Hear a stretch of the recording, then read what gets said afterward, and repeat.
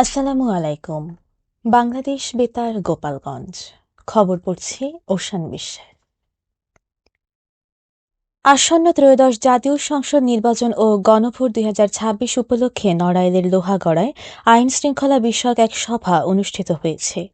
গতকাল লোহাগড়া উপজেলা পরিষদ মিলনায়তনে অনুষ্ঠিত সভায় প্রধান অতিথি ছিলেন জেলা প্রশাসক ড আব্দুল সালাম। সভায় ত্রয়োদশ জাতীয় সংসদ নির্বাচন ও গণভোট শান্তিপূর্ণ, সুষ্ঠু ও উৎসবমুখর পরিবেশে সম্পন্ন করতে আইন শৃঙ্খলা রক্ষায় করণীয় বিষয়ে আলোচনা ও দিকনির্দেশনা দেওয়া হয়। সভায় পুলিশ সুপার মোহাম্মদ আল মামুন শিকদার, জেলা নির্বাচন অফিসার মোহাম্মদ আব্দুল সালেক, উপজেলা নির্বাহী কর্মকর্তা শাম্মী কায়সার সহ সেনাবাহিনীর প্রতিনিধি, নির্বাচনে অংশগ্রহণকারী প্রার্থী ও প্রতিনিধিরা উপস্থিত ছিলেন। ত্রয়োদশ জাতীয় সংসদ নির্বাচনকে সামনে রেখে শেষ দিনে গতকাল ব্যাপক প্রচারণা চালিয়েছে গোপালগঞ্জের ৩টি আসনের প্রার্থীরা। গতকাল দুপুরে গোপালগঞ্জ ২ আসনে বিএনপি মনোনীত প্রার্থী ডাক্তার কে এম বাবরের নেতৃত্বে জেলা শহরে এক বিশাল শোভাযাত্রা অনুষ্ঠিত হয়। শোভাযাত্রাটি গোপালগঞ্জ পার্ক থেকে শুরু হয়ে শহরের বিভিন্ন সড়ক প্রদক্ষিণ করে। শোভাযাত্রায় কয়েক হাজার নেতাকর্মী ও সমর্থক অংশ নেন। অন্যদিকে গোপালগঞ্জ ১ আসনের গণ অধিকার পরিষদের কারাবন্দী প্রার্থী মোহাম্মদ কাবির মিয়ার পক্ষে প্রচারণা চালিয়েছেন কর্মী সমর্থকেরা। গতকাল সকাল ১১টায় মুকসুদপুর উপজেলার কমলাপুর ব্রিজ থেকে একটি নির্বাচনী মিছিল বের হয়ে উপজেলা সদরের বিভিন্ন সড়ক প্রদক্ষিণ করে একই স্থানে এসে শেষ হয়। পরে সেখানে সংক্ষিপ্ত সমাবেশ অনুষ্ঠিত হয়। সমাবেশে বক্তারা কারাবন্দী প্রার্থী মোহাম্মদ কাবির মিয়ার পক্ষ থেকে ট্রাক মার্কায় ভোট দেওয়ার জন্য ভোটারদের প্রতি আহ্বান জানান। আসন্ন জাতীয় সংসদ নির্বাচনকে সামনে রেখে নড়াইল ২ আসনে ১১ দলীয় জোট মনোনীত বাংলাদেশ জামায়াতে ইসলামীর প্রার্থী মাওলানা আতাউর রহমান বাচ্চুর পক্ষে নির্বাচনী সমাবেশ ও মিছিল অনুষ্ঠিত হয়েছে।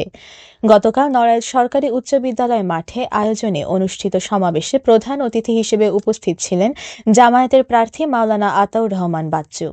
সমাবেশ শেষে দাঁড়িপাল্লা প্রতীকের পক্ষে একটি মিছিল বের করা হয়। মিছিলটি শহরের প্রধান সড়ক প্রদক্ষিণ করে রূপগঞ্জ বাজার এলাকায় গিয়ে শেষ হয়। এ সময় জেলা জামায়াতে ইসলামীর বিভিন্ন ইউনিটের নেতাকর্মী উপস্থিত ছিলেন। মাদারীপুরের কালকিনি পৌরসভা নগর উন্নয়ন ও নাগরিক সেবার মান বাড়াতে নগর সমন্বয় কমিটির এক সভা অনুষ্ঠিত হয়।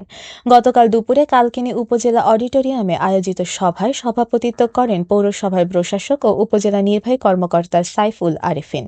সভায় বর্জ্য ব্যবস্থাপনা জোরদার, খাল ও জলাধারের পানি প্রবাহ স্বাভাবিক রাখা, সড়ক বাতি সচল রাখা এবং ভবন নির্মাণে বিধিমালা অনুসরণের ওপর গুরুত্ব দেওয়া হয়। এ সময় পৌর প্রশাসক বলেন, নাগরিক সেবা নিশ্চিত করতে সংশ্লিষ্ট সবাইকে সমন্বিতভাবে দায়িত্বশীল ভূমিকা পালন করতে হবে। এ সময় পৌরসভার বিভিন্ন বিভাগের কর্মকর্তা-কর্মচারী উপস্থিত ছিলেন।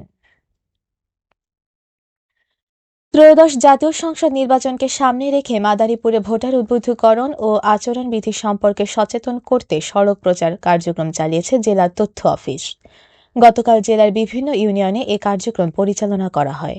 শিবচর, কালকিনি ও মাদারীপুর সদর উপজেলার একাধিক ইউনিয়নে ভোটাধিকার প্রয়োগের গুরুত্ব তুলে ধরে প্রচারণা চালানো হয়। এ সময় ভোটারদের শান্তিপূর্ণ পরিবেশে ভোট দেওয়া এবং নির্বাচনী আচরণবিধি মেনে চলার আহ্বান জানানো হয়। আয়োজকরা জানান, এই ধরনের প্রচারণা ভোটার অংশগ্রহণ বাড়াতে সহায়ক হবে। গোপালগঞ্জে মাদকবিরোধী অভিযানে গাঁজাসহ এক যুবককে গ্রেফতার করে ৬ মাসের কারাদণ্ড দিয়েছেন ভ্রাম্যমাণ আদালত। গতকাল সদর উপজেলার সহকারী কমিশনার ভূমি বাবলি শবনমের নেতৃত্বে মাদকদ্রব্য নিয়ন্ত্রণ অধিদপ্তর ও প্রশাসনের যৌথ অভিযানে মৌলভীপাড়া এলাকা থেকে রবিউল শেখকে ২০ গ্রাম গাঁজাসহ আটক করা হয়। পরে ভ্রাম্যমাণ আদালতের মাধ্যমে ৬ মাসের বিনাশ্রম কারাদণ্ড এবং ৫০০ টাকা অর্থদণ্ড প্রদান করা হয়। এদিকে প্রশাসন জানিয়েছে, মাদকের বিরুদ্ধে এমন অভিযান নিয়মিতভাবে অব্যাহত থাকবে। গোপালগঞ্জে যাত্রীবাহী বাস ও ব্যাটারি চালিত ইজি বাইকের মুখোমুখি সংঘর্ষে ২ যাত্রী নিহত হয়েছেন। এ ঘটনায় আরও ৩ জন আহত হয়েছেন। গতকাল দুপুরে ঢাকা-খুলনা মহাসড়কের গোপালগঞ্জ সদর উপজেলার ডুমদিয়া বাস স্ট্যান্ড এলাকায় এ দুর্ঘটনা ঘটে। ভাটিয়াপাড়া হাইওয়ে পুলিশের পরিদর্শক মোহাম্মদ মাসুদ খান জানান, ঢাকা থেকে খুলনাগামী হামিম পরিবহনের একটি যাত্রীবাহী বাসের সঙ্গে বিপরীত দিক থেকে আসা একটি ব্যাটারি চালিত ইজি বাইকের মুখোমুখি সংঘর্ষ হয়। এতে ইজি ইজিবাইকটি দুমড়ে মুচড়ে যায় এবং ঘটনাস্থলেই জিকার সর্দার ও হাসিব শেখ নামে ইজিবাইকের 2 যাত্রী মারা যান। দুর্ঘটনায় আহত 3 জনকে উদ্ধার করে গোপালগঞ্জ মেডিকেল কলেজ হাসপাতালে ভর্তি করা হয়েছে। সবশেষে আবহাওয়া।